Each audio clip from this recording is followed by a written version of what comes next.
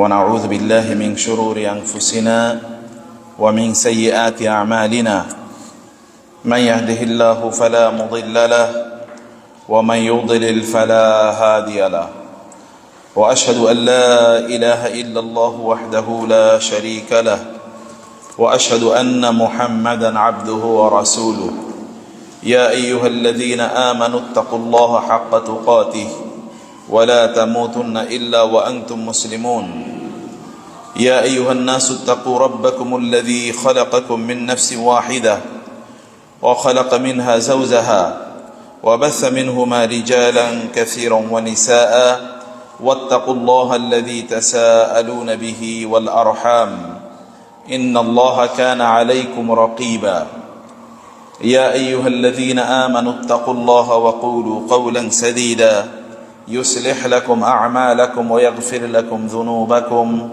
ومن يطع الله ورسوله فقد فاز فوزا عظيما أما بعد فإن أصدق الحديث كتاب الله وخير الهدي هدي محمد صلى الله عليه وسلم وشر الأمور محدثاتها وكل محدثة بدعة وكل بدعة ضلالة وكل ضلالة في النار أما بعد فأعوذ بالله من الشيطان الرجيم بسم الله الرحمن الرحيم وسارعوا إلى مغفرة من ربكم وجنة عرضها السماوات والأرض أعدت للمتقين الذين ينفقون في السراء والضراء والكاظمين الغيظ والعافين عن الناس والله يحب المحسنين والذين إذا فعلوا فاحشة أو ظلموا أنفسهم ذكروا الله فاستغفروا لذنوبهم ومن يغفر الذنوب إلا الله ولم يصروا على ما فعلوا وهم يعلمون أولئك جزاؤهم مغفرة من ربهم وجنات تجري من تحتها الأنهار خالدين فيها ونعم أجر العاملين মহান আল্লাহ সুবহানাহু ওয়া তাআলা শুকর আদায় করছি তিনি আমাদেরকে আজকের জুমার সালাত আদায়ের জন্য মসজিদে আসার তৌফিক দান করেছেন বলি আলহামদুলিল্লাহ এবং রাসূলুল্লাহ সাল্লাল্লাহু আলাইহি ওয়াসাল্লামের উপর দরুদ এবং সালাম বর্ষিত হোক আল্লাহুম্মা সাল্লি ওয়া সাল্লিম আলা নাবিয়িকা মুহাম্মদ আল্লাহুম্মা সাল্লি আলাইহি আল্লাহুম্মা বারিক আলাইহি সম্মানিত ভাইরা এবং বোনেরা আল্লাহ তাআলা অনুগ্রহ করে আমাদেরকে দীর্ঘ একটি বছর জীবিত রেখেছেন, হায়াত দিয়েছেন এবং এই জীবনটাকে আমরা কোথায় কাটাই সেটি অবশ্যই আল্লাহ সুবহানাহু ওয়া তাআলা আমাদেরকে জিজ্ঞাসাবাদ করবেন। তবে আপনি জানেন কোরআনে আল্লাহ তাআলা বলেছেন ওয়াল আসর, সময়ের শপথ, ইন্নাল ইনসানা লাফি খুসর, নিশ্চয়ই মানুষ অবশ্যই ক্ষতির মধ্যে নিমজ্জিত। মানুষ সৃষ্টিগতভাবে, স্বভাবগতভাবে, ন্যাচারালি মানুষের অবস্থাটা হচ্ছে যে মানুষ ক্ষতির মধ্যে নিমজ্জিত। এবং এটা কিসের কারণে? বলা সময়ের কারণে মানুষ ক্ষতির মধ্যে নিমজ্জিত। ইন্নাল ইনসান যখন বলা হয়েছে তখন স্বভাবত অধিকাংশ লোকেরা তারা যে সকল কার্যকলাপ করে তা তার জন্য ক্ষতির কারণ। মান আমিলা সালিহান ফালিনাফসি ওয়া মান আসাআ ফাআলাইহা, কেউ যদি কোনো ভালো কাজ করে তাহলে এটা তার নিজের উপকারে আসবে, আর কেউ যদি খারাপ কাজ করে তাইলে ক্ষতি হবে কার? আপনি কি বুঝতে পারছেন? কেউ যদি গুনাহ করে তাহলে ক্ষতি কার?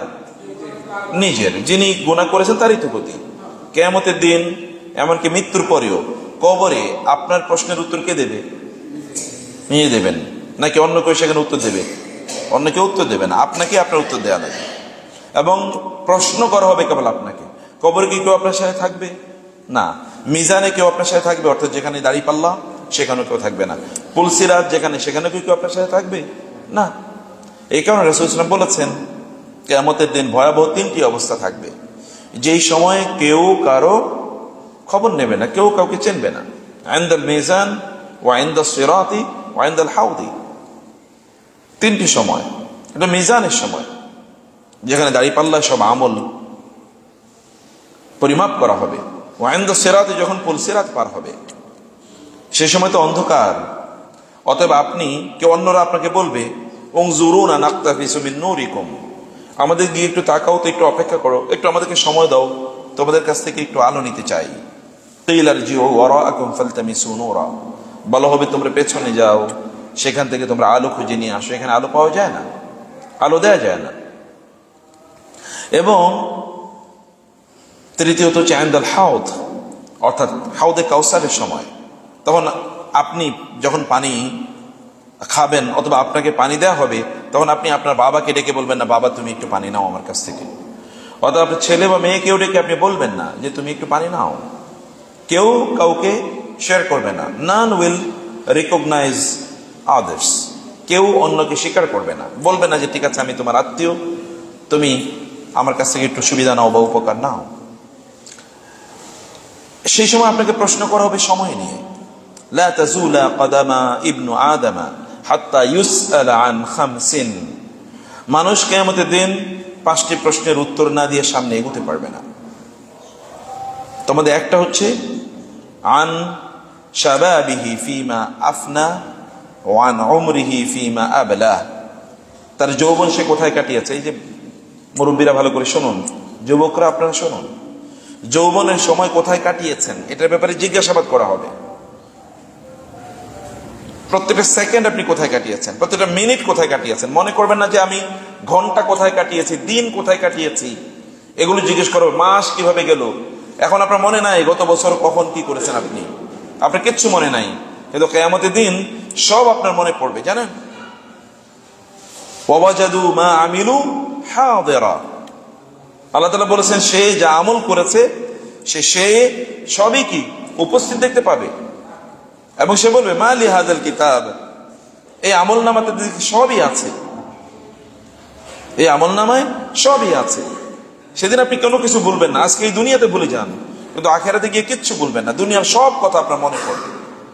এবং এই কারণে আল্লাহ তাআলা বলবেন ইকরা কিতাবাকা কাফা বিনাফসিকা আল-ইয়াওমা আলাইকা হাসিবা, তোমার নিজের আমলনামা তুমি নিজেই পড়ো এবং তোমার নিজের হিসাবের জন্য তুমি নিজেই যথেষ্ট। আমার বলা লাগবে না তোমার কি হওয়া উচিত, আমার বলা লাগবে না তোমার কি হওয়া উচিত। মানুষের আল্লাহ সুবহানাহু ওয়া তাআলার দিকে আগানোর জন্য, এগিয়ে আসার জন্য তার আগ্রহ লাগে, আপনাদের আগ্রহ লাগবে। কিয়ামতের দিন আল্লাহ সুবহানাহু ওয়া তাআলা একদল লোক,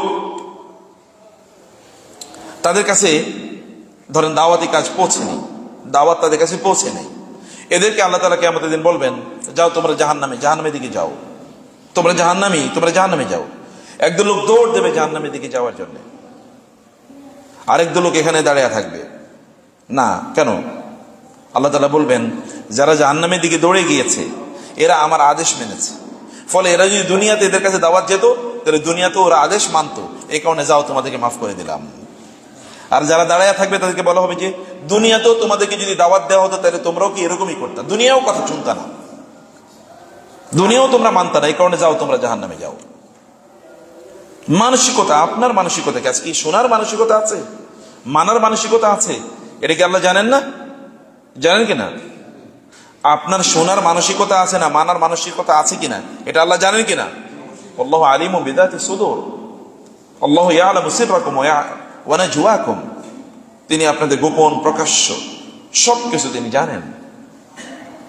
সে কারণে আল্লাহ সুবহানাহু ওয়া তাআলার প্রতি মন থেকে আল্লাহর দিকে এগিয়ে আসতে হয়।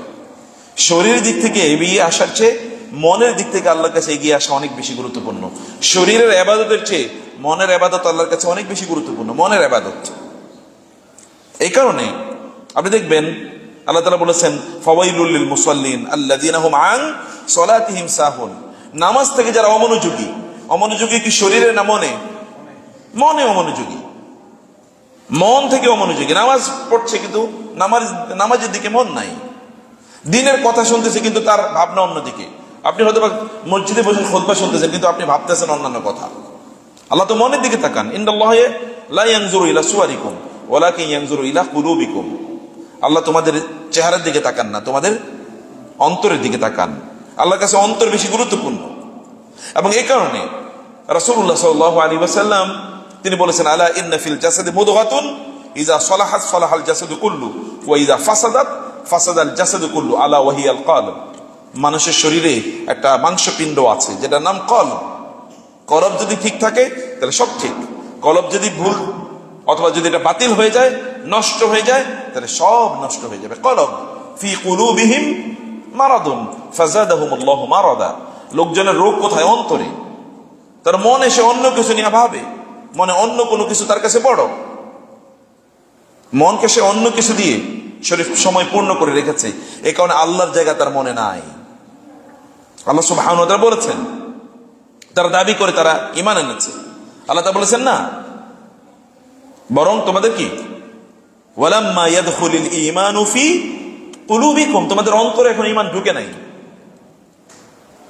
কিন্তু সাহাবায়ে কেরামদের ব্যাপারে আল্লাহ তাআলা বলেছেন, আল্লাহ তাআলা তাদের অন্তরকে ঈমান দিয়ে পূর্ণ করে দিয়েছেন। উলাইকা কাতাবা ফি কুলুবিহিমুল ঈমান ওয়া যায়্যানাহু ফি কুলুবিকুম। আল্লাহ সুবহানাহু ওয়া তাআলা তাদের অন্তরে ঈমানকে লিখে দিয়েছেন, লিপিবদ্ধ করে দিয়েছেন এবং তাদের অন্তরে ঈমানটাকে সৌন্দর্যমণ্ডিত করে দিয়েছেন। অন্তরকে কদ আফলাহা মান তাযাক্কা, কদ আফলাহা মান যাক্কাহা ওয়া কদ খাবা মান দাসসাহা। যে তার অন্তরকে শুদ্ধ করতে পেরেছে সেই সফল, যে অন্তরকে শুদ্ধ করতে পারে না সেই বিফল। ওয়াইলুল লিকুল্লি হুমাযাতিল লুমাযা। যারা অন্তরকে মানুষের বিরুদ্ধে বিভিন্ন ধরনের বিষোদ্গারে দিয়ে, গীবত দিয়ে, নামিমা দিয়ে, মানুষের বিরুদ্ধে হিংসা বিদ্বেষ দিয়ে পূর্ণ করে রেখেছে, এই সকল ব্যক্তির জন্য অধ্বংস বলে আল্লাহ তাআলা ঘোষণা করেছেন। কোরআনে দুই ধরনের ব্যক্তির জন্য ধ্বংসের কথা আল্লাহ তাআলা বলেছেন। এক ধরনের ব্যক্তিরা যারা তাদের অন্তরে অন্য মুসলমানদের ব্যাপারে হিংসা বিদ্বেষ পোষণ করে, তার জন্য ধ্বংস। আরেক দল লোক যারা অন্তর দিয়ে আল্লাহকে ফিল করে না, তাদের জন্য ধ্বংস। দুইটাই অন্তরের সাথে সম্পৃক্ত। অর্থাৎ মন এটাকে পরিশুদ্ধ করা লাগবে। আল্লাহ তাআলা তার রাসূলকে পাঠিয়েছেন মানুষের অন্তরকে পরিশুদ্ধ করে দেওয়ার জন্য। ওয়াল্লাযী বাআসা ফিল উম্মিয়িনা রাসূলাম মিনহুম ইয়াতলু আলাইহিম আয়াতিহি ওয়া ইউযাক্কিহিম। অন্তরকে শুদ্ধ করেন, অন্তরকে পরিশুদ্ধ করেন, অন্তরটাকে আল্লাহর দিকে ঝুঁকিয়ে দেন, নাইলে বাঁচার কোনো উপায় নাই। অন্তরটাকে ফুল অফ লাভ। এই কারণে আল্লাহকে ভালোবাসা সবচেয়ে বড় ইবাদত।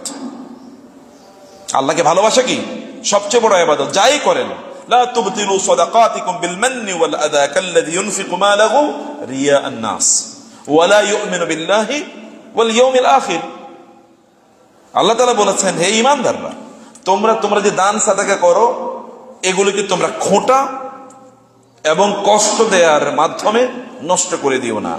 তোমরা যদি খোঁটা দাও যাকে দান করেছো তাকে, অথবা তাকে যদি কষ্ট দাও দান করার কারণে, তাইলে তোমরা সেই ব্যক্তির মতো হবে যে আল্লাহর উদ্দেশ্যে দান করে নাই, মানুষকে দেখানোর উদ্দেশ্যে দান করেছে।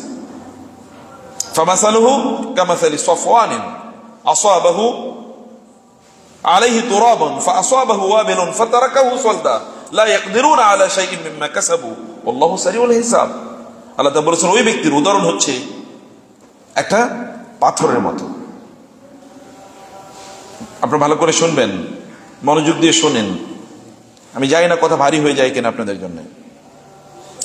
ওই ব্যক্তি যে আল্লাহর জন্য ইবাদত করে না, আল্লাহ তার অন্তরে নাই, আল্লাহকে সে ভালোবাসে না, আল্লাহর ভালোবাসা সে কোনো ইবাদত করে না, মনে চাইছে করছে।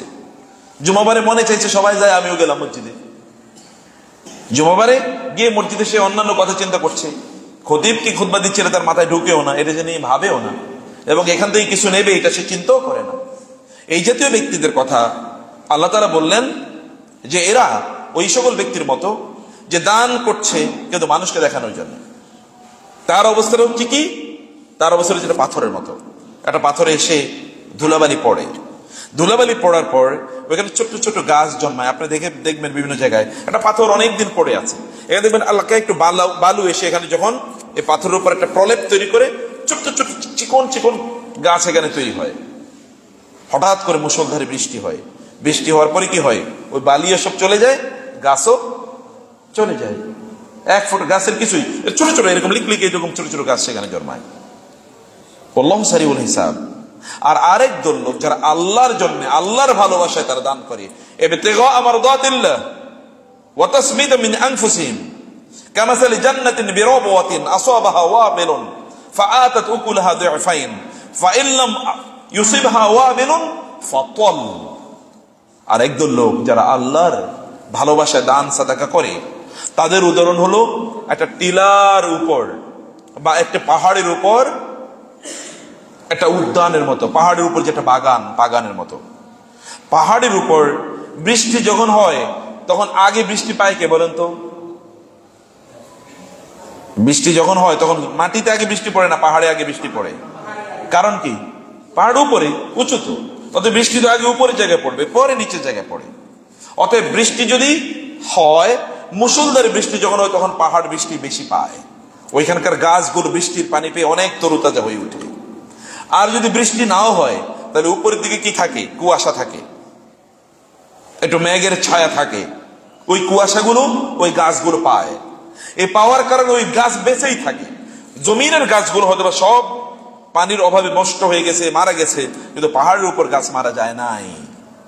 একজন ব্যক্তি যিনি দান করেন আল্লাহর কারণে, আল্লাহর ভালোবাসায়, সে ব্যক্তি কম দান করলেও তার ওই দান কোনো না কোনো কাজে তার লাগবেই, এগুলো কোনো দিনই নষ্ট হবে না। আর একদল লোক বিলিয়ন ট্রিলিয়ন প্রচুর পরিমাণ সে দান করেছে, কিন্তু এই দানগুলো কোনোটাই আল্লাহর জন্য করে নাই, আল্লাহর ভালোবাসায় করে না, তার অন্তরে আল্লাহর ভালোবাসা নাই, এগুলো কোনো কাজে লাগবে না। তাহলে আল্লাহর ভালোবাসা অন্তর দিয়ে আল্লাহর ইবাদত করা লাগে, অন্তর দিয়ে, অন্তরকে আল্লাহর মুখী করে দেয়া লাগে। আমি সে করেন আপনাদেরকে বলবো যে অন্তর দিয়ে যতটুকু করেন, বেশি হয়তো আপনি করতে পারবেন না, যতটুকু করেন অন্তর দিয়ে আল্লাহর ইবাদত করেন, অন্তরকে আল্লাহর জন্য নিবেদিত করে দেন। ভালোবাসা, আল্লাহকে ভালোবাসা, এটা সবচেয়ে বড় ইবাদত। আল্লাহকে ভয় করা সবচেয়ে বড় ইবাদত, এটাকে বলে তাকওয়া। তাকওয়া মানে কি? আল্লাহর ভয় অন্তরে লালন করো। ওয়াতাজাওয়াদু ফাইন্না খায়রাজ যাদি তাকওয়া। আল্লাহ তাআলা বলেছেন তোমরা যে এই যে আপনারা সামনে রমাদান মাস রোজা রাখবেন, কেন? কারণ কি? লাআল্লাকুম তাত্তাকুন, যেন তোমরা তাকওয়া অর্জন করতে পারো। সকল ইবাদতের পরে আমাদেরকে ইস্তিগফার করতে হয়। সকল ইবাদতের পরে, নামাজ শেষ করার পরে কি করি? আস্তাগফিরুল্লাহ, আস্তাগফিরুল্লাহ, আস্তাগফিরুল্লাহ, একই বক্তব্য। যখন হজ শেষ করি, ফাইদা কাদাইতুম মানাসিকাকুম ফাযকুরুল্লাহা ইনদাল মাশআরিল হারাম সুম্মা আফিদু মিন হাইসু আফাদান নাস ওয়াস্তাগফিরুল্লাহ। মূল কাজ হচ্ছে ইস্তিগফার, আল্লাহর কাছে তওবা করে ইস্তিগফার করা, আল্লাহর কাছে ক্ষমা চাওয়া।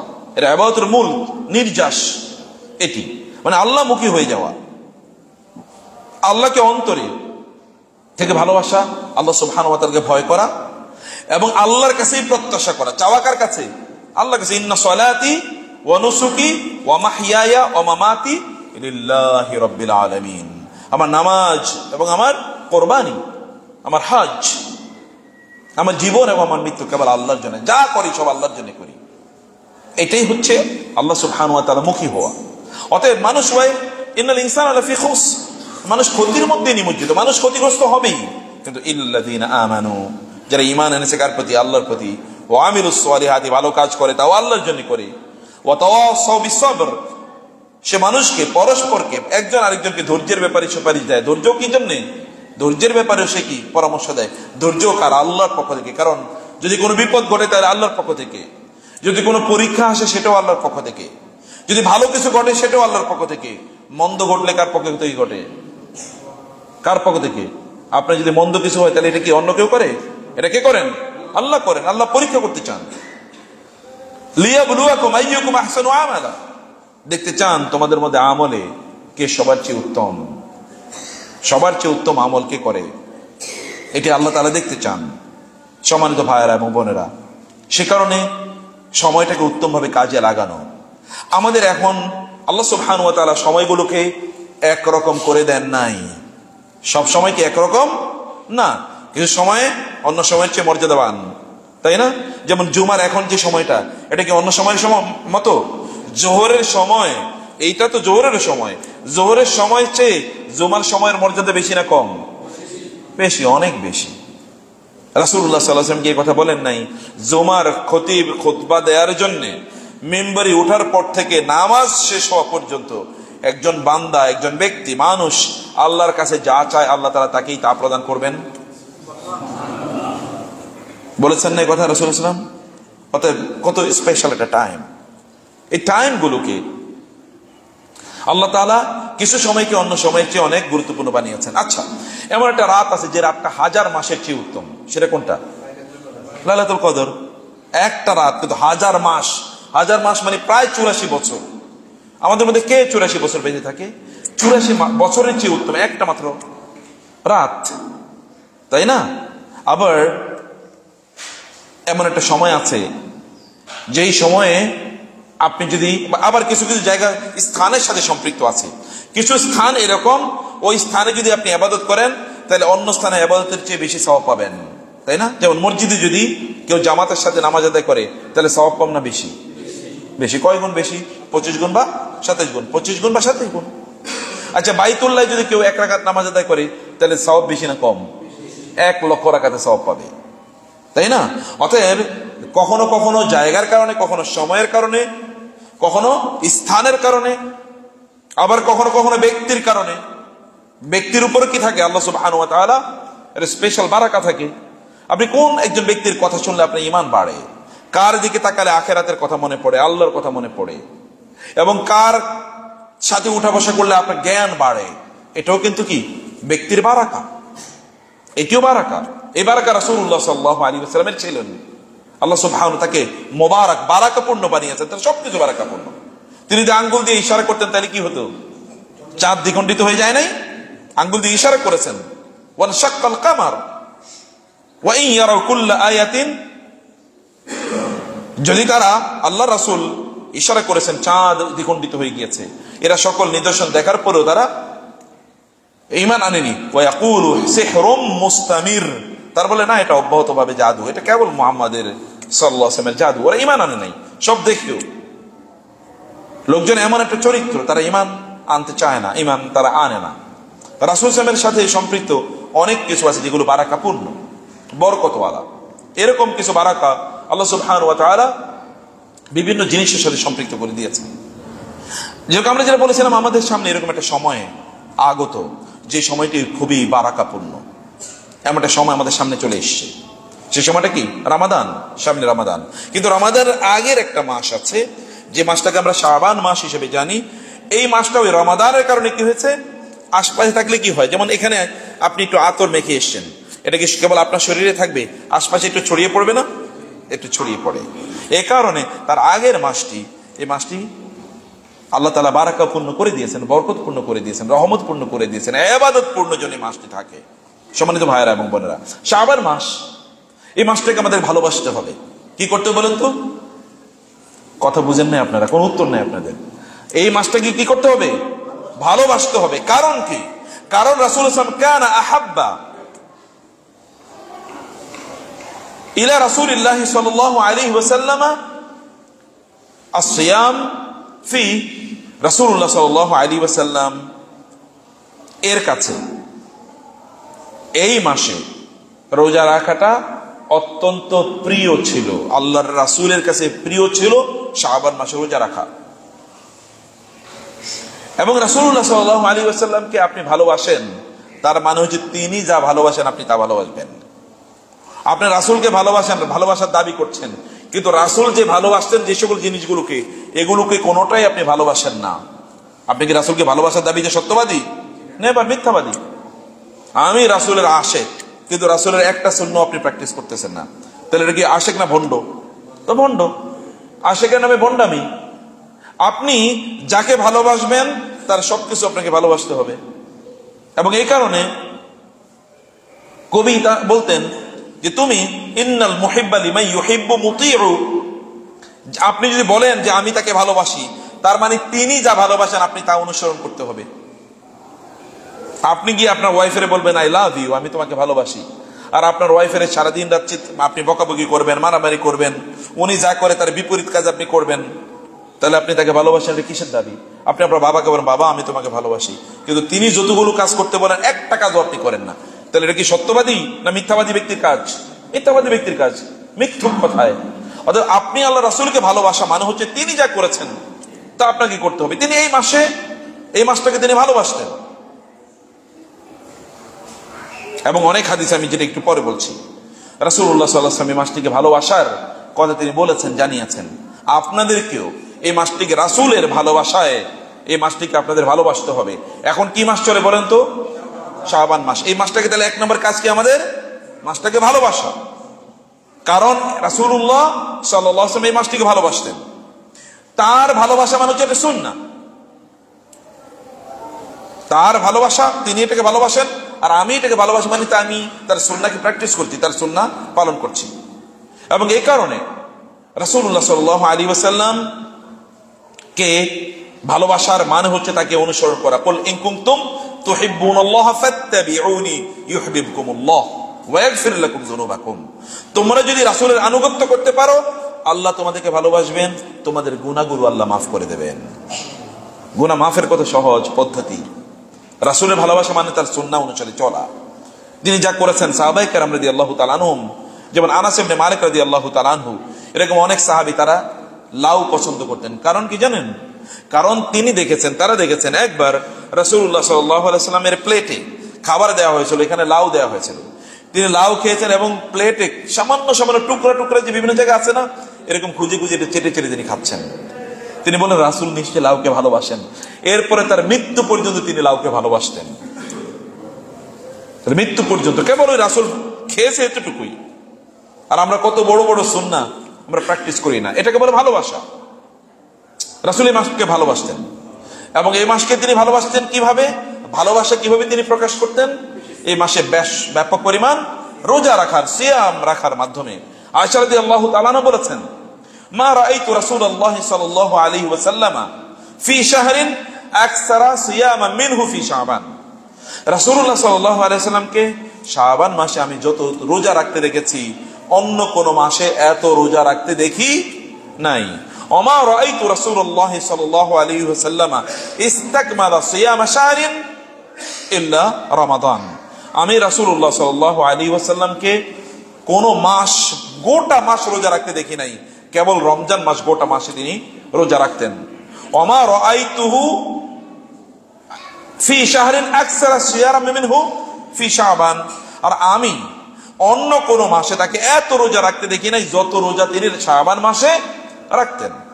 অতএব শাবান মাসে রাসূলকে ভালোবাসা এর 2 নম্বর কাজ হচ্ছে শাবান মাসে বেশি বেশি কি করা? রোজা রাখা, বেশি বেশি রোজা রাখা। রোজা রাখা তো কল্যাণকর। রোজা রাখলে আপনার পেটের অসুখ দূর হয়ে যাবে। পেটে যে বিভিন্ন ধরনের প্রবলেম তৈরি হয়েছিল এতদিন, সব প্রবলেম দূর হয়ে যাবে। আপনি দেখবেন কোন একটা জায়গায়, আপনার ঘরেও কোন একটা জায়গায় যদি সেচে থাকে, পানি যদি জমে থাকে, তাহলে ওইখানে কি হয় বলেন তো? বিভিন্ন পোকামাকড় জন্মাবে না? পানিগুলো গন্ধ, মানে এগুলো পচে যাবে এবং গন্ধ হবে কিনা? আপনারা বুঝেন নাই আমার কথা? ঘরে যদি কোথাও পানি জমা হয়ে থাকে অনেকদিন, 8-10 দিন, তাহলে পানিগুলো পচে যাবে কিনা? ওইখানে ময়লা জন্মাবে কিনা? ওইখানে বিভিন্ন বিভিন্ন দেখবেন পোকা, চিকন চিকন লাল লাল এরকম, অথবা অন্যান্য পোকা, আগে কোনোদিন পোকা ছিল না, হঠাৎ করে এখানে পোকা জন্ম নিয়েছে। সব জায়গার জন্য এরকম। আপনি এলাকায় অন্য কোনো জায়গা দেখবেন যেখানে পানি জমে আসে, ওইখানে মশা জন্ম হয়। মশা কোথেকে এলো? এখানে যে ন্যাচারালি জন্ম, এগুলো পচে যায়, এখান থেকে এরকম জীবাণু তৈরি হয়। ঠিক তেমনি ভাবে আমাদের ওয়াশরুম গুলোতে, টয়লেট গুলোতে দেখবেন তেলাপোকা জন্ম নেয়, অথবা রান্নাঘরগুলো যে সেতে থাকে, ভিজা থাকে, অনেকদিন খাবার টাবার আইটেম ইত্যাদি জমা থাকে, তাহলে দেখবেন এখানে তেলাপোকা তৈরি হয়ে গেছে। তেলাপোকা কি এখানে এসে অন্য তেলাপোকা ডিম পেটেছে? না, এগুলো পচে এখানে পোকা জন্ম নেয়। এগুলোর মধ্যে এরকম জীবাণু আছে, ব্যাকটেরিয়া আছে, ব্যাকটেরিয়াগুলো তখন কি এরকম পোকায় জন্ম নেয়। আপনার পেটটা যদি সারাদিন খাবার দিয়ে পূর্ণ করে রাখেন, এটা যদি এরকম ভেজা থাকে, তাহলে এখানে পোকা জন্ম নেবে কিনা? পোকা জন্ম নেবে। এগুলোই পরবর্তীতে ক্যান্সার বা বিভিন্ন ধরনের ডিজিজ, স্টোমাক ডিজিজে তৈরি হয়। মুসলমানদের পতন তখন থেকে শুরু হয়েছে যখন থেকে মুসলমানরা খাবার প্রতি গুরুত্ব দিয়েছে। আপনার নবী সাল্লাল্লাহু আলাইহি ওয়াসাল্লামের ঘরে এরকম কি হয় নাই? 3 মাস, অর্থাৎ 2 মাস পর পর 2 মাস সেখানে তার ঘরে চুলা জ্বলে নাই। তাহলে খাইছে কি? শুকনা জিনিস, খেজুর এবং পানি। চুলা জ্বলে নাই মানে রান্না হওয়ার কোনো উপকরণ ছিল না, রান্না হওয়ার কোনো কিছু ছিল না। এবং তার কন্যা ফাতেমা রাদিয়াল্লাহু তাআলা আনহা তার কাছে এসেছেন, ইয়া রাসূলুল্লাহ, কিছুই তো খাবার নাই, গত 3 দিন খেতে পারি নাই। তিনি বলেন, মা আমার দিকে তাকিয়ে দেখো, আমার পেটেও পাথর বাঁধা, আমরাও 3 দিন কিছুই খাই নাই। তাতে কি মারা গেছেন নাকি? মানুষ না খেয়ে মারা যায় না, অতি খাওয়ার কারণে মানুষ মারা যায়। কম খান। এখন তো আমাদের 6 বেলা 7 বেলা খাওয়া লাগে। আপনার রাসূল মাত্র 2 বেলা খেয়েছেন। তিনি কি আপনার চেয়ে অসুস্থ ছিলেন? 63 বছর বয়সেও প্রায় সারা রাত দাঁড়িয়ে নামাজ, কিয়ামুল লাইল তিনি করতেন। 63 বছর বয়সে সারা রাত জুড়ে কিয়ামুল লাইল করতেন। অথচ তার তো শরীর তো ভেঙে পড়ার কথা ছিল, না খেয়ে খাওয়ার তিনি পেতেন না। রোজা রাখলে মানুষ সুস্থ থাকে। সুমু তাসিহু, হাদিসে এসেছে তোমরা রোজা রাখো তাহলে তোমরা সুস্থ থাকবা। আল্লাহ সুবহানাহু ওয়া তাআলা দুনিয়া যারা বেশি খায়, কিয়ামতের দিন আল্লাহ তাআলা তাদেরকে বলবেন, আযাহাবতুম তাইয়্যিবাতিকুম ফি হায়াতিকুমুদ দুনিয়া ওয়াস্তামতা'তুম বিহা আল ইয়াওমা তুজজাউনা আযাবাল হুনি বিমা কুনতুম, যে তোমরা এই করতে দুনিয়ায় তোমরা অনেক মজা করে খাইতা ফুর্তি করতা, কোথায় ভালো খাবার আছে এগুলো তোমরা সব খোঁজ খবর রাখতে, এগুলোই তোমাদের একমাত্র চিন্তা চেতনা, খাবার নিয়ে যত ধরনের আয়োজন। এবং মহিলারা যারা বোনেরা আছেন সকাল থেকে রান্না করে, এই যে সামনে রমজান আসতেছে, একেবারে দুপুর থেকে রান্না করে থাকা শুরু করবে সন্ধ্যা পর্যন্ত, ইবাদতের মূল সময়গুলোই রান্না করে থেকে সব সময় নষ্ট করে দিচ্ছে, খাবারের জন্য সময় কম দেন। রমাদানের আগের এই যে শাবান মাস, এটাকে আপনাদের জন্য স্পিরিচুয়াল বা ট্রেনিং পিরিয়ড হিসেবে গ্রহণ করেন। রাসূলুল্লাহ সাল্লাল্লাহু আলাইহি ওয়াসাল্লাম হয় সকালে ফজরের পর ইশরাকের নামাজ আদায় করার পর ঘরে গিয়ে তারপরে বলতেন খাবার আছে কিনা, যদি বলতেন আছে তাহলে বলতেন যে আচ্ছা দাও, একটু খেতেন। আদারওয়াইজ বলতেন কি ঠিক আছে আমি রোজা রাখলাম। রাতে কখন খেয়েছেন? ওই যে সন্ধ্যায়। এরপরে পরের দিন ফজরের পর ইশরাকের পর 7টা-8টার দিকে বলতেন খাবার আছে কিনা, বলতেন নাই, বলছে ঠিক আছে আমি রোজা রাখলাম। ওই সন্ধ্যায় খেয়েছেন, আরেক সন্ধ্যায় 24 ঘন্টা পর আবার তিনি খাবেন। অথচ সারাদিন আপনার চেয়ে কর্ম ব্যস্ততা তার কম, আপনার চেয়ে কাজ তিনি কম করতেন না, আপনার চেয়ে কম করতেন না। তার স্ত্রী ছিল 9 জন একই সাথে, কমপক্ষে 9 জন। আর আমরা তো এক স্ত্রী জ্বালাই ঘরে যাই না, এক স্ত্রী চালাইতে পারি না। এক স্ত্রী চালাইতে গিয়ে আমরা কি করি? হারাম এবং হালাল একাকার করে ফেলি। তো তিনি তার 9 জন স্ত্রীকে পরিচালনা করেছেন, তাদের কারো কোনো অবজেকশন ছিল না তার প্রতি। প্রিয় ভাইরা বোনেরা, তাহলে যে কথা বলছিলাম, তাহলে যে এই মাসে রোজা রাখা, রোজা আপনাদের জন্য কল্যাণকর। ইয়াংদেরকে রোজায় অভ্যস্ত করুন। সাহাবায়ে কেরামরা তারা বলতেন যে আমরা রোজা রাখতাম এবং আমাদের সন্তানদেরকেও আমরা রোজা রাখাতাম, আমাদের শিশুদেরকেও রোজা রাখাতাম। আমরা রোজা রাখতে ওদেরকে অভ্যস্ত করে, এটা আপনাদের কাজ, দায়িত্ব। 2 নম্বর কাজ এটি। 3 নম্বর কাজ হচ্ছে এই যে শাবান মাসে আপনারা যে কাজটি করবেন, 1 নম্বর কি বলছে? মাসকে ভালোবাসা। 2 নম্বর বলেছে কি? মাসকে, এই মাসটাকে রোজা দিয়ে পূর্ণ করে দেয়া। রাসূলুল্লাহ সাল্লাল্লাহু আলাইহি ওয়াসাল্লামকে উসামা বিন যায়েদ রাদিয়াল্লাহু তাআলা প্রশ্ন করলেন, তার নাতি, ইয়া রাসূলুল্লাহ মা রাআইতুকা তাসুমু শাহরান মিনাশ শুহুর মা তাসুমু ফি শাবান। ইয়া রাসূলুল্লাহ, শাবান মাসে আপনি যত রোজা রাখেন, অন্য মাসে আমি আপনাকে এত রোজা রাখতে দেখি না, এত রোজা কেন আপনি রাখেন? তিনি বললেন, যাকা শাহরুন ইয়াগফুলুন নাসু আনহু বাইনা রজব ওয়া রমাদান। এটা এমন একটা মাস যেই মাসে মানুষ সাধারণত কি থাকে? গাফেল থাকে। গাফেল কেন থাকে? কারণ এর আগে রজব মাসে মানুষ ব্যাপক ইবাদত করে, ব্যাপক পরিমাণে ইবাদত করে। যেমন আমাদের দেশেও দেখবেন রজব কেন্দ্রিক অনেক ইবাদত আছে, কারণ শবে মেরাজ আছে, আরো অনেক কিছু আছে। এই রজব কেন্দ্রিক লোকেরা অনেক ইবাদত করে। আবার এরপরে রমাদান মাস আসে, রমাদানে অনেক ইবাদত করবে। মধ্যখানে মনে করে আছে রজবে তো ইবাদত করলাম, রমাদানও ইবাদত করবো, আচ্ছা এই মাসটা একটু রেস্ট নেই। এবং এই কারণে এই মাসে তারা গাফেল থাকে। আর যখন লোকেরা গাফেল থাকে, তখন ইবাদত করা কি সবচেয়ে বড় ইবাদত। ভালো করে শুনেন, ভালো করে খেয়াল করবেন। মানুষরা যখন অমনোযোগী থাকে, তারা ইবাদতে মরত থাকে না, ওই সময় যদি আপনি ইবাদত করতে পারেন, তাইলে এই সময়ের ইবাদতটা আল্লাহর কাছে সবচেয়ে বেশি প্রিয় এবং সবচেয়ে বেশি কি সওয়াবপূর্ণ হচ্ছে এই ইবাদতটি। কয়েকটা এক্সাম্পল বলি। বাজারে যখন যায় তখন কি মানুষ আল্লাহ জিকির করে? আপনি কি কথা বুঝতে পারছেন? বাজারের লোকেরা গিয়ে কি করে? বাজার করে, জিনিসপত্র কেনাকাটা করবে, বেচবে, কিনবে, অমুকের সাথে দেখা হয়েছে গল্প করবে, হই হুল্লোড়। বাজারে লোকেরা কি করে না? তারা আল্লাহর ইবাদত বেশি তাদের করার মধ্যে থাকে না। এবং কি বাজারে যারা যায় এরা নামাজও ঠিক মতো পড়ে না। বাজারে নামাজও তারা ঠিক মতো পড়ে না, দেখবেন, কারণ তার তো অনেক কাস্টমার। আবার আপনি জিনিস কিনতেছেন, বেচতেছেন, হই হুল্লোড়, নামাজও ঠিক মতো পড়ে না, তাসবিহ তাহলিল কোত্থেকে আসবে? কিন্তু রাসূল ইসলাম বললেন, কেউ যদি বাজারে যায়, বাজারে গিয়ে সে যদি এই তাকবীরটা পড়ে, লা ইলাহা ইল্লাল্লাহু ওয়াহদাহু লা শারীকা লাহু লাহুল মুলকু ওয়া লাহুল হামদু ইউহয়ি ওয়া ইউমীতু ওয়া হুয়া আলা কুল্লি শাইইন কাদির, তাহলে এর কারণে আল্লাহ তাআলা তাকে 1 লক্ষ সওয়াব প্রদান করবেন, 1 লক্ষ গুনাহ মাফ করে দেবেন, 1 লক্ষ মর্যাদা আল্লাহ তার বাড়িয়ে দেবেন, এবং জান্নাতে তার জন্য আল্লাহ ঘর নির্মাণ করবেন। কয়টা সওয়াবের কথা বললাম? 4টা। এটা কে বলছেন? আল্লাহ রাসূল সাল্লাল্লাহু আলাইহি ওয়াসাল্লাম। সহিহ হাদিস। আপনি বাজারে গিয়ে কি করলেন? কেবল তাসবিহ পড়লেন, এতটুকু, আর কিছু করেন নাই। বাজারে কেনাকাটা করেন, নো প্রবলেম, কিন্তু এতটুকু করলে 1 লক্ষ গুনাহ মাফ হয়ে যাও, কি সাধারণ কথা মনে করছেন আপনি? 1 লক্ষ সওয়াব সাধারণ কথা মনে করছেন? 1 লক্ষ গ্রেড জান্নাতে আপনার বেড়ে যাওয়া, 1 লক্ষ মর্যাদা আপনার বাড়িয়ে যাওয়া, এটা কি সাধারণ কথা মনে করছেন আপনি? এবং জান্নাতে একটা ঘর আপনার জন্য নির্মাণ করে দেওয়া, এই মেরাদিয়াতে আপনার একটা বাড়ি থাকার জন্য আপনি কি না করেন? হালাল হারাম কোনো কিছুর দিকে বাঁচেন না, মারামারি ঝগড়া বিবাদ কেস কাবারি কোনো কিছু বাদ নাই। জান্নাতে এইরকম মেরাদিয়া না, এরকম billion billion billion billion billion billion Meradia বিক্রি করলে জান্নাতের একটা ইট কেনা যাবে নাকি? তাহলে সেই জান্নাতে আপনার জন্য আল্লাহ একটা ঘর নির্মাণ করে দেবেন কেবল বাজারে গিয়ে কাজ করলে। কারণ এই সময় লোকেরা কি থাকে?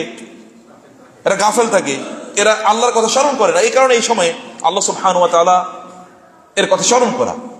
এবং রাসূল সাল্লাল্লাহু আলাইহি ওয়াসাল্লাম বলেছেন, আলা আদুল্লুকুম আলা খায়রি আমালিকুম ওয়া আযকাহা ইনদা মালিকিকুম ওয়া খায়রুল লাকুম মিন ইআতাইয যাহাবি ওয়াল ফিদ্দা ওয়া খায়রুল লাকুম মিন লিকাইল আদুই। আমি তোমাদেরকে কি এমন একটা ইবাদতের কথা বলবো না যে ইবাদতটি তোমাদের রবের কাছে সবচেয়ে বেশি প্রিয়, আল্লাহর কাছে সবচেয়ে বেশি প্রিয়, এবং এটা তোমাদেরকে সবচেয়ে বেশি পুত পবিত্র রাখবে এবং তোমাদের মর্যাদা সবার চেয়ে বেশি বাড়িয়ে দেবে। তোমরা আল্লাহর রাস্তায় স্বর্ণ মুদ্রা ইত্যাদিকে দান করার চেয়ে অনেক বেশি সওয়াব পাবে। এবং তোমরা আল্লাহর রাস্তায় জিহাদ করে গিয়ে, জিহাদ করতে গিয়ে তোমরা নিজেরা মারা যাও অথবা তোমরা অন্যদেরকে শত্রুদেরকে হত্যা করো, এগুলোর চেয়ে অনেক অনেক বেশি সওয়াব তোমরা পাবে। সেই ইবাদতের কথা কি তোমাদেরকে বলবো? সাহাবায়ে কেরাম বললেন, বালা ইয়া রাসূলুল্লাহ। রাসূলুল্লাহ সাল্লাল্লাহু আলাইহি ওয়াসাল্লাম বললেন, যিকরুল্লাহ, কি করা? আল্লাহর জিকির করা। এই 5টি কাজের চেয়ে অনেক অনেক উত্তম যেগুলো আমি বললাম। এগুলো আল্লাহ রাসূল সাল্লাল্লাহু আলাইহি ওয়াসাল্লাম বলেছেন, অতঃপর আপনি জিকির করুন। এটা একটা মাস, আল্লাযীনা যাকিরিনা আল্লাহ কাসীরান ওয়া যাকিরাত। রাসূল সাল্লাল্লাহু আলাইহি ওয়াসাল্লাম বলেছেন, সাবাকাল মুফাররিদুন, আল মুফাররিদুনা সবার চেয়ে এগিয়ে গিয়েছে। সাহাবায়ে কেরাম বললেন, ওয়ামাল মুফাররিদুনা ইয়া রাসূলুল্লাহ, সবার চেয়ে এগিয়ে গেছে কারা এরা ইয়া রাসূলুল্লাহ? তিনি বললেন, আয-যাকিরুনাল্লাহ কাসীরান ওয়া যাকিরাত, যারা আল্লাহ তাআলা জিকির অন্যের চেয়ে বেশি করে, এই সকল ব্যক্তিরা অন্য সকলের চেয়ে বেশি এগিয়ে গিয়েছে। জিকির, জিকির মানে কি? সুবহানাল্লাহ, আলহামদুলিল্লাহ, আল্লাহু আকবার, লা ইলাহা ইল্লাল্লাহ, লা ইলাহা ইল্লাল্লাহু ওয়াহদাহু লা শারীকা লাহ, যেগুলো আমি বললাম এগুলো বলেন। আপনি জিহ্বাটা বন্ধ করে রাখছেন কেন? মুখটা বন্ধ করে রাখছেন কেন? মুখে আমাদের এমন একটা চরিত্র, হয় মুখ দিয়ে খারাপ কথা বের হবে অথবা বন্ধ থাকবে। অথচ আল্লাহ রাসূল কি বলেছেন? আল্লাহ রাসূল বলেছেন, মান কানা ইউমিনু বিল্লাহি ওয়াল ইয়াউমিল আখির ফালইয়াকুল খায়রান আও লিয়াসমুত। আল্লাহ রাসূল বলেছেন, কেউ যদি আল্লাহর প্রতি এবং আখিরাতের প্রতি ঈমান আনে তাহলে তার কাজ হচ্ছে কি? হয় ভালো কথা বলবে অথবা চুপ থাকবে। আমরা পুরোটাই উল্টা করি, হয় খারাপ কথা বলি অথবা চুপ থাকি। আর আল্লাহ রাসূল বলেছেন, হয় ভালো কথা বলবেন অথবা কি চুপ থাকবেন। কাউলুম মারুফুন ওয়া মাগফিরাতুন খায়রুম মিন সাদাকাতিন ইয়াতবাউ আযা। ভালো কথা বলা আপনি দান সাদাকা করার চেয়ে কি অনেক অনেক উত্তম। আল কালিমাতু তাইয়্যিবাতু সাদাকাতুন, একজন লোকের একটা ভালো কথা বলা এটা দান করার চেয়ে কি উত্তম। আল্লাহ রাসূল বলেছেন, আল্লাহ তাআলা বলেছেন, কালিমাতুন তাইয়্যিবাতুন কাশাজারাতিন তাইয়্যিবাতিন আসলুহা সাবিতুন ওয়া ফারউহা ফিস সামা। একটা ভালো কথা, এটার উদাহরণ হলো এমন একটা গাছ, যে গাছের গোড়াটা খুবই শক্ত এবং তার ডালপালা গোটা আসমান জুড়ে বিস্তৃত হয়ে আছে। ভালো কথা বলেন, পরিবারে গিয়ে ভালো কথা বলেন, বন্ধু বান্ধবের সাথে ভালো কথা বলেন, সুন্দর কথা বলেন। চুপ করে থাকা একদল লোক এত দুষ্ট, মুখ খুললেই খারাপ কথা বলে, আর যদি মুখ বন্ধ করে রাখে তাহলে মানুষের বিরুদ্ধে কেবল চক্রান্ত করে থাকে, ষড়যন্ত্র আছে, কি করবো কি বলবো, করে কারে ধরবো কারে মারবো। এরকম লোক নাই সমাজে? অধিকাংশ লোকের চরিত্র এরকম। শয়তান ওকে হয় চুপ করে রাখে অথবা কি দেখো খারাপ কথা বলায়। জিকির করেন, এই যেটা মাস, এই মাসে অধিকাংশ লোক গাফেল থাকে, আপনি গাফেল থাকবেন না। জিকির আজকাল করতে থাকুন। মুখকে বন্ধ করে রাখা কোনো ভালো মানুষের লক্ষণ না। হ্যাঁ, সেই মানুষ ভালো যিনি হয় ভালো কথা বলে অথবা চুপ থেকে কি করে জিকির করে। গুড, চুপ থেকে জিকির করে। যে একেবারে চুপ সুপার গুলো দিয়ে মুখের বন্ধ করে রাখলো, কিন্তু ব্রেন দিয়ে কিন্তু আকাম করতে আছে, মানুষের বিরুদ্ধে চক্রান্ত ষড়যন্ত্র, অমুকে কি করছে, তমুকে আমি কারে ধরবো, কারে খাবো, কারে মারবো ইত্যাদি প্ল্যানে আছে। ও তো শয়তানের মতোই নিকৃষ্ট, ও তো শয়তানের মতোই ঘৃণিত। এরকম ঘৃণিত হওয়ার কোন অর্থ নাই। আল্লাহ সুবহানাহু ওয়া তাআলা জিহ্বা, এই মুখ আপনাকে দিয়েছেন, এটারও কিন্তু কি আছে? এটারও দায় আছে, দায়িত্ব আছে। সে দায় এবং দায়িত্বটাকে ইয়ে করবেন। আপনারা এই মাসে নিজকে জিকির অভ্যস্ত করুন, তাসবিহ তাহলিল অভ্যস্ত করুন। রাসূলুল্লাহ সাল্লাল্লাহু আলাইহি ওয়াসাল্লাম বলেছেন যে এই মাসে লোকেরা তারা ইয়ে থাকে। এবং আরেকটি বিষয়, যেমন ধরেন তাহাজ্জুদের নামাজ, এই সময় লোকেরা কি ঘুমায় নাকি জেগে থাকে? কথা বুঝেন না? এই সময় লোকেরা ঘুমায় না জেগে থাকে? মোস্ট অফ দ্য পিপল এই সময় ঘুমায়। আর যারা আকাম করার তারা তো আকাম করে, সিনেমা দেখবো অথবা ইয়ে করবে, ইউটিউব দেখবে, ফেসবুক টিপাবে, অথবা এরকম হারাম কাজ করবে, অথবা যারা হারাম রিলেশন মেনটেন করে তারা হারাম, অথবা যারা জুয়া খেলে, যারা মদ খায় তারা মদ খায়, হারাম কাজে হয় লিপ্ত থাকে। আর একদল লোক আছে ওয়াবিল, এরা কি করে? তাতাজাফা জুনুবুহুম আনিল মাদাজি'i ইয়াদউনা রাব্বাহুম খাওফান ওয়া তামাআ ওয়া মিম্মা রাযাকনাহুম ইউনফিকুন। একদল লোক আছে তার রাতের অন্ধকারে যখন সবাই ঘুমিয়ে থাকে তখন তার ঘুম থেকে উঠে জেগে উঠে এবং তার দাঁড়িয়ে আল্লাহ তাআলার জন্য দাঁড়িয়ে যায়, আল্লাহর জন্য ইবাদতে দাঁড়িয়ে যায়। এটা শ্রেষ্ঠতম ইবাদত, এটা শ্রেষ্ঠতম ইবাদত, এর চেয়ে উত্তম কোন ইবাদত নাই।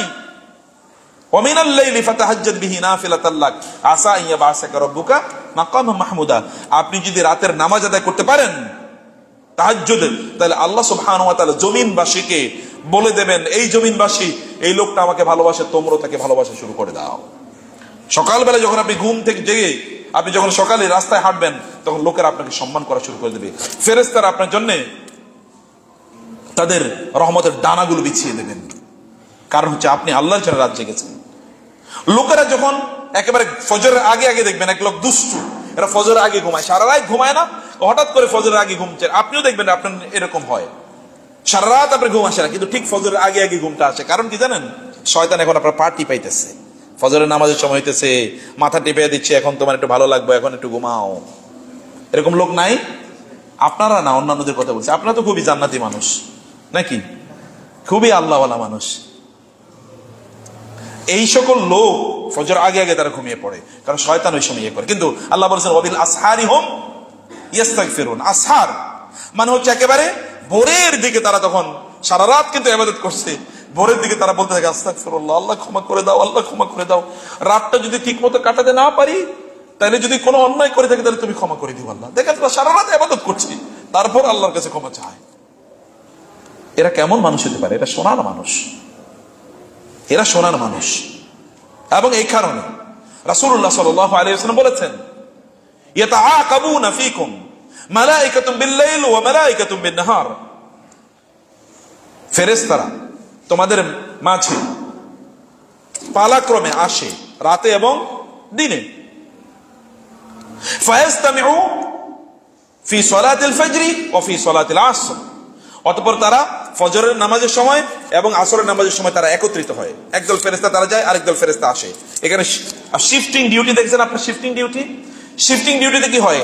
একদল আসে, আয়েশা তারা আরেক দলের কাছ থেকে হিসাব নিকাশ বা কাজকর্ম বুঝে নিয়ে তারা চলে যায়। আবার এরা থাকে, আবার সকালে যখন আরেক দল আসবে এদের কাছ থেকে কাজকর্ম বুঝে নিয়ে তারপরে তারা চলে যায়। এই যে শিফটিং ডিউটির মতো ফেরেশতারা এরকম শিফটিং ডিউটি করে। ফায়ারুজু মান বাতা ফীকুম বিল-লাইল। অতঃপর ফজরের নামাজের সময় একদল ফেরেশতা আল্লাহর কাছে উঠে যায় যারা রাত ভর তোমাদের কাছে ছিল, এবং ফায়াসআলুহুম ওয়া হুয়া আ'লামু বিহিম। আল্লাহ তাআলা তাদেরকে জিজ্ঞেস করেন, আল্লাহ জানেন এই মানুষের ব্যাপারে। তারপর বলেন, জিজ্ঞেস করেন, এই তোমরা যে আমার বান্দাদের কাছ থেকে আসলে, কাইফা তারাকতুম ইবাদি, আমার বান্দাদেরকে কি অবস্থায় রেখে আসো, ওদেরকে কি অবস্থায় রেখে আসো? আল্লাহ কি জানেন না আমরা কেমন আছি? জানেন কিনা? তারপরে তিনি ফেরেশতাদেরকে জিজ্ঞেস করেন, হে ফেরেশতা, ও মাই অ্যাঞ্জেলস, আমার বান্দাদেরকে কি অবস্থায় রেখে এসেছো? তখন ফেরেশতারা বলে, ইয়া রাব তারাকতুহুম ইউসাল্লুন ওয়া আতাইতুহুম ইউসাল্লুন। হে আল্লাহ, যখন তাদের কাছে গিয়েছিলাম তখনও দেখছি নামাজ পড়ে, যখন তাদের কাছ থেকে ফিরে এসেছি তখনও দেখছি তারা নামাজ পড়ে। আল্লাহ তাআলা বলেন, যাও ওদের সব আমি মাফ করে দিলাম। আপনার কি মনে চায় না? এখন কারণটা কি? ফজরের নামাজের সময় মানুষ কি ঘুমে থাকে? আসরের নামাজে কোথায় হয়? বাজারে অথবা কি মাঠে, হয় মাঠে অথবা ঘাটে অথবা রাস্তাঘাটে। যেমন আপনারা যারা ব্যবসা বাণিজ্য চাকরি বাকরি করেন, চাকরি বাকরিতে ছুটি হয় কয়টায়? 5টায়। ঠিক আছে, এখন তো শীতকাল, ধরুন 5টা একটু দেরি, একটু গরমকালে যখন 5টা, তখন তো আসরের সময়। চিন্তা করলো, আচ্ছা বাসায় গিয়ে নামাজ পড়বো নি, আচ্ছা এখানে নামাজ পড়তে গেলে একটু দেরি হয়ে যাবে। এরপরে বাসে উঠে অথবা গাড়িতে উঠে রাস্তায় জ্যাম, নামাজ আর পড়া হয় না। আর বাকিরা তো পোলাপাইন যারা স্কুল কলেজ ইউনিভার্সিটিতে পড়ে তারা মাঠে যায়, খেলতে যায় অথবা আড্ডাবাজিতে তারা ঢুকে যায়। আর বাসায় মহিলারা কি করে? সারাদিন কাম করছে, এখন একটু ঘুমায়। আসরের নামাজে অধিকাংশ লোকেরা অমনোযোগী থাকে, ফজরের নামাজে ঘুমিয়ে থাকে। এবং এই কারণে আল্লাহ তাআলা এই সময় ফেরেশতাদেরকে পালাক্রমে পাঠিয়ে দেন, যাও যেই বান্দারা এই 2 সময় আমাকে স্মরণ করতে পারে ওরা আমার স্পেশাল বান্দা, ওরা আমার সবচেয়ে প্রিয় বান্দা, ওদের যত গুনাহ আছে সব আমি মাফ করে দেব। প্রিয় ভাইরা, সেখানে যখন মানুষ অমনোযোগী, আমি অমনোযোগীর এরকম অসংখ্য ঘটনা বলতে পারতাম, সময় নেই, আমি অন্য জায়গায় লাস্ট কয়েকটি বিষয় আপনাদেরকে বলে যাই। অতএব রাসূল সাল্লাল্লাহু আলাইহি ওয়াসাল্লাম বলেছেন এই মাসে যেহেতু লোকেরা আল্লাহকে ভুলে থাকে, এই কারণে আমি এই মাসে আল্লাহর বেশি বেশি ইবাদত করতে চাই। আচ্ছা, তার কি ইবাদত করার প্রয়োজন আছে? কথা বুঝেন নাই। রাসূল সাল্লাল্লাহু আলাইহি ওয়াসাল্লাম কি ইবাদত করার প্রয়োজন আছে? আপনাদের কি ইবাদত করার প্রয়োজন নাই? কারণ আপনারা তো জান্নাতের ফেরদাউসে চলে গেবেন, অলরেডি আপনাদের কাছে সার্টিফিকেট চলে এসেছে নাকি? আমাদের কাছে সার্টিফিকেট আসে না, কিন্তু তিনি কি জান্নাতে যাবেন না? কোনো সন্দেহ আছে? তিনি জান্নাতে যাবেন এর তো কোনো সন্দেহ নাই, বরং তিনি যদি অনুমতি, তার কাছ থেকে যদি জান্নাত প্রথম খোলা না হয়, তার কাছ থেকে অনুমতি নিয়ে, তার সুপারিশ নিয়ে জান্নাত খোলা হবে প্রথম। যদি তার সুপারিশ না থাকে তাহলে জান্নাতের দরজা পর্যন্ত খোলা হবে না। তার অনুমতি না, তার কাছে ফেরেশতারা, তিনি গিয়ে ফেরেশতাদেরকে বলবেন যে জান্নাত খুলে দাও। আপনি কে? আমি মুহাম্মদ সাল্লাল্লাহু আলাইহি ওয়াসাল্লাম। ও, আল্লাহ বলেছেন আপনি আসার আগে যেন জান্নাত না খুলি। অতএব বলবেন আপনি আগে জান্নাতে প্রবেশ করেন, তারপরে জান্নাত খুলে দেওয়া হবে। তিনি প্রথমে জান্নাতে প্রবেশ করবেন, তারপরে জান্নাতটা খুলে দেওয়া হবে। অথচ তিনি এত ইবাদত করেন, আর আমরা কি হয়ে গেছি? আমাদের কোনো ইবাদতের কোনো ধারণাই নাই, ইবাদতের কোনো চিন্তাও নাই, মনও নাই, মানসিকতাও নাই। ইবাদত এই কারণে মাসে বেশি ইবাদত করা লাগে। এটা 3 নম্বর কাজ, বেশি জিকির আজকার করা, যেন আমরা এটা বিস্মৃত না হয়ে যাই। এবং 4 নম্বর হচ্ছে রাসূলুল্লাহ সাল্লাল্লাহু আলাইহি ওয়াসাল্লাম তিনি বলেছেন এই মাসে আমাদের আমলনামাগুলো আল্লাহর কাছে পেশ করা হয়, আর আমি চাই আমার আমলনামাগুলো যখন আল্লাহর কাছে পেশ করা হবে তখন আমি রোজা অবস্থায় আছি। কি অসাধারণ অনুভূতি! অনুভূতির লেভেলটা, এইরকম অনুভূতির লেভেল, এটা হচ্ছে সবচেয়ে সর্বোত্তম ব্যক্তির অনুভূতির লেভেল। এর উপরে কোন অনুভূতির লেভেল হতে পারে না। আমার আমলনামাগুলো যাকা শাহরুন, এটা এমন একটা মাস, তুরফাউল আমালু ইলাল্লাহ, এই মাসে আল্লাহর কাছে আমলগুলো পেশ করা হয়। একটা বার্ষিক বাজেট করা হয় না? একটা আপনারা যারা ব্যবসা করেন দেখবেন হাল খাতা করা হয়। হাল খাতা আগে ছিল তো, এটা বৈশাখ মাসে সব হিসাব নিকাশ করা হবে যে আমার কত টাকা কার কাছে পাবো, কত টাকা কার কাছে দেবো। ব্যবসায়ীরা তাদের একটা ইয়ার এন্ডিং আছে, ইয়ার ক্লোজিং আছে, ব্যাংকেও দেখবেন একটা ইয়ার ক্লোজিং আছে। ওই মাসে সব হিসাব করা হয়, কোথায় কত পাবো, কোথায় কত পাবো না, সব ক্লিয়ার করা হয়।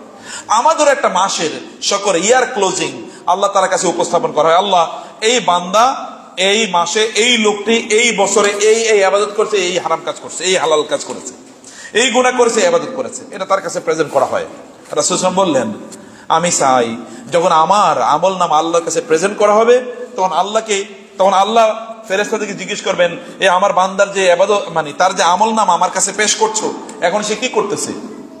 বলা হবে আল্লাহ তিনি তো এখন রোজা রাখছেন। আচ্ছা, আমার বান্দা এখন রোজা রাখছে, আচ্ছা যাও ওর সব আমলনামা তুমি সওয়াব দিয়ে পূর্ণ করে দাও। হতে পারে কিনা? এটা হতে পারে না। আপনি ভালো অবস্থায় আছেন, যেমন ধরেন আপনি যখন অফিসে ঢুকলেন তখন দেখলেন যে আপনার একজন কর্মচারী খুবই মনোযোগ দিয়ে কাজ করছে, খুবই মনোযোগ দিয়ে, এদিকে তাকায় না ওইদিকে তাকায় না, কাজটা খুব ভালোভাবে করছে। আপনি কি ওর উপর খুবই রাগান্বিত হবেন? আপনি ওরে পছন্দ করবেন, আরে দেখো কত মনোযোগ দিয়ে কাজ করে, কত মনোযোগ দিয়ে কাজ করে। হতে পারে এর আগে কিছু ফাঁকি ঝুঁকি দিয়েছে, কিন্তু আপনাকে দেখার পরে সে মনোযোগী হয়ে গেছে। কিন্তু আপনি আরেকজনে দেখলেন যে আপনি ঢোকার পরে এরপরে সে কোনো কাজ করে না, ঘুরে বেড়ায়, চা খায়, গল্প গুজব করে।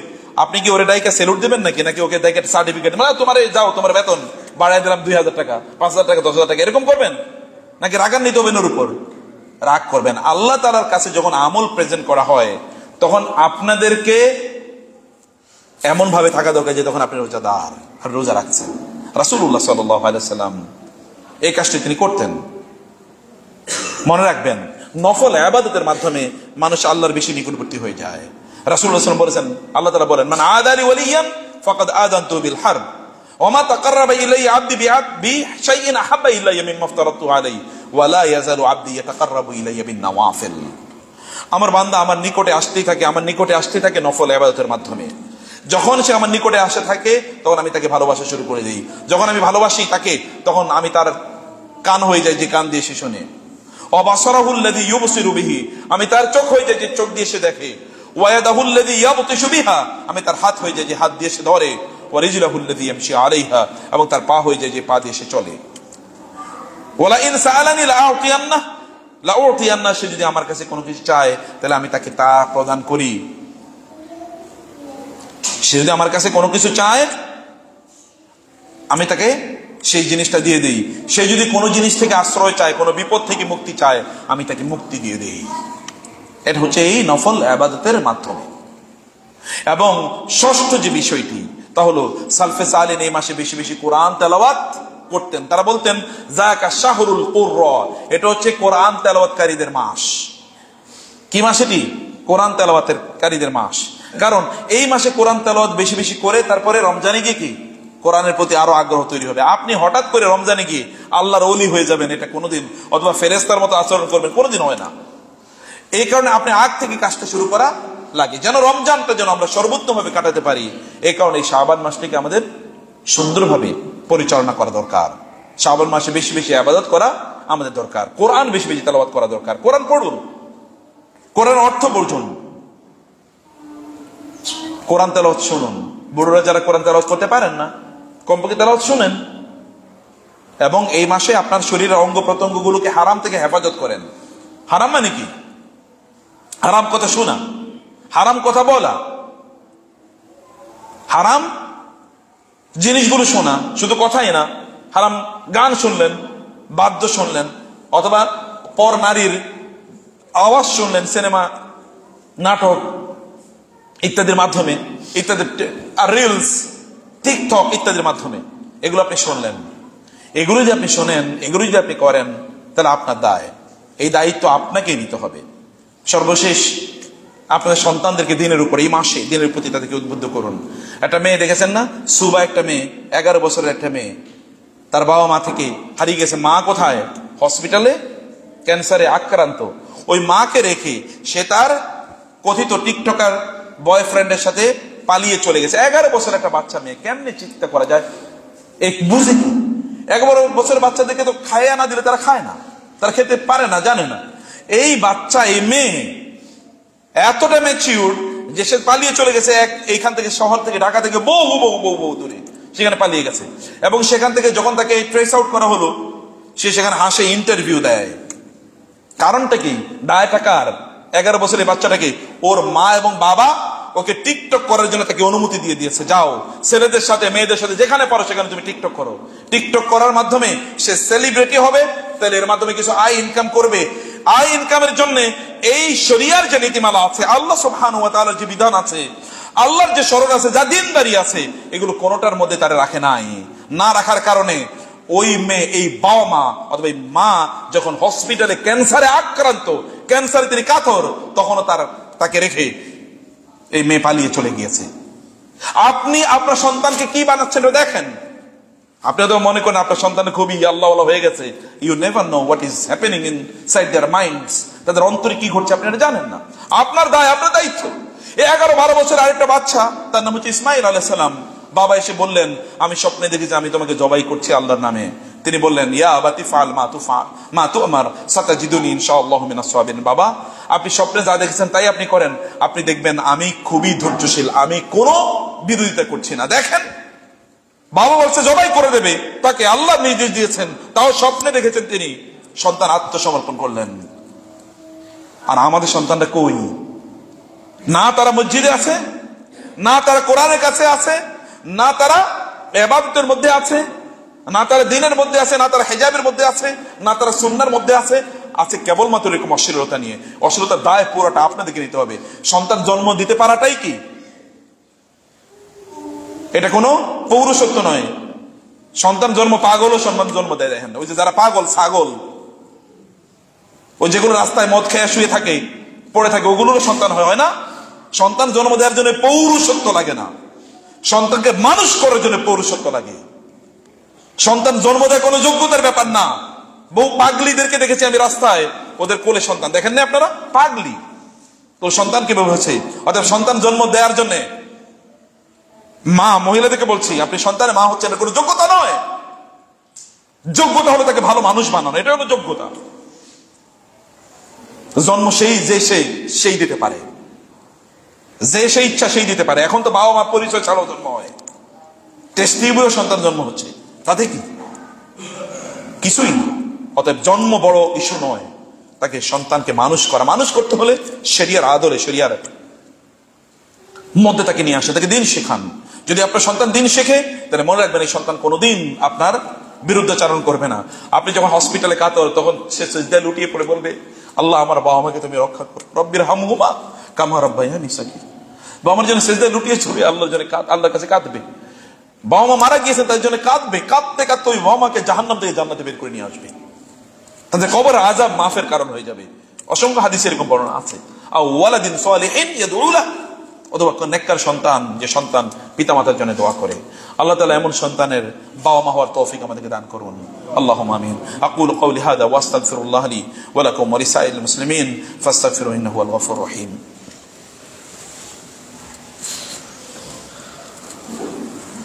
إن الحمد لله والصلاة والسلام على رسول الله وعلى آله وأصحابه ومن والاه، أما بعد فأعوذ بالله من الشيطان الرجيم. بسم الله الرحمن الرحيم. إن الله وملائكته يصلون على النبي يا أيها الذين آمنوا صلوا عليه وسلموا تسليما.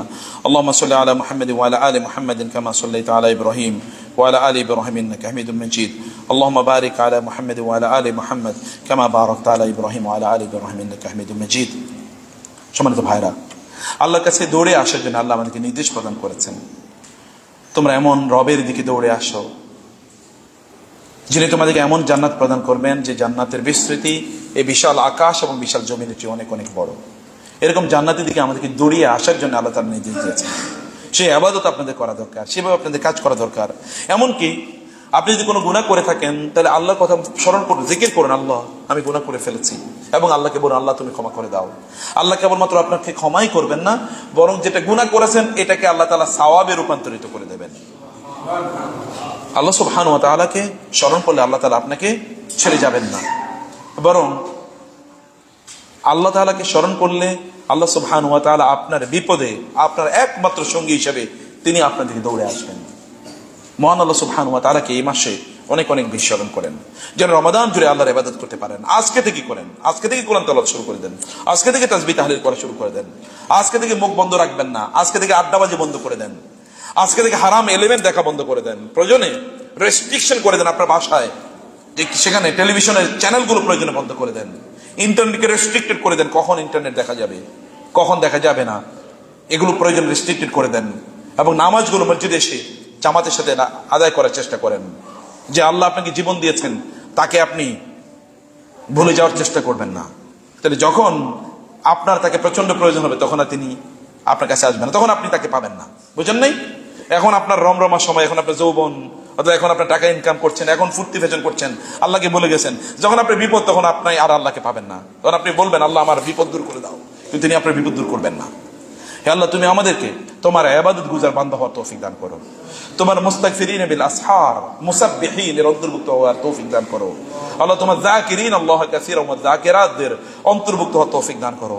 আল মুকিমিন আস-সালাত ওয়া মিম্মা রাযাকনাহুম ইউনফিকুন এর অন্তর্ভুক্ত হওয়ার তৌফিক দান করো। আল্লাহ আল্লাহ তুমি তোমার প্রিয় বান্দাদের অন্তর্ভুক্ত আমাদেরকে করে নাও। আল মুহসিনিন আল মুখলিসিন আল মুখবিতিন আল মুত্তাকিন আল মুফলিহিন দের অন্তর্ভুক্ত আমাদেরকে করে নাও। আল্লাহ আল্লাহ তোমার জন্য আমাদের জীবনকে উৎসর্গ করার তৌফিক দাও। ইন্না সলাতি ওয়া নুসুকি ওয়া মাহইয়ায়া ওয়া মামাতি লিল্লাহি রাব্বিল আলামিন, যিনি বলেছেন তার মতো আদর্শ আমাদের তৈরি করার তৌফিক দান করো। আল্লাহ এই শাবান জুড়ে যেন তোমার ইবাদত করতে পারি, সেই অনুমতি আমাদের মধ্যে তৈরি করে দাও। আল্লাহ তুমি আমাদেরকে তোমাকে সদা সর্বদা স্মরণে রাখতে পারি, সেই তৌফিক আমাদেরকে দান করো। আল্লাহ ইবাদাল্লাহ রাহমাকুমুল্লাহ, ইন্নাল্লাহা ইয়া'মুরু বিল আদলি ওয়াল ইহসান ওয়া ইতা'i যিল কুরবা ওয়া ইয়ানহা আনিল ফাহশাই ওয়াল মুনকারি ওয়াল বাগই ইয়া'iযুকুম লা'আল্লাকুম তাযাক্কারুন ফাযকুরুনি আযকুরুকুম ওয়াশকুরু লি ওয়া লা তাকফুরুন। দাঁড়িয়ে কাতারগুলো সোজা করে নিন।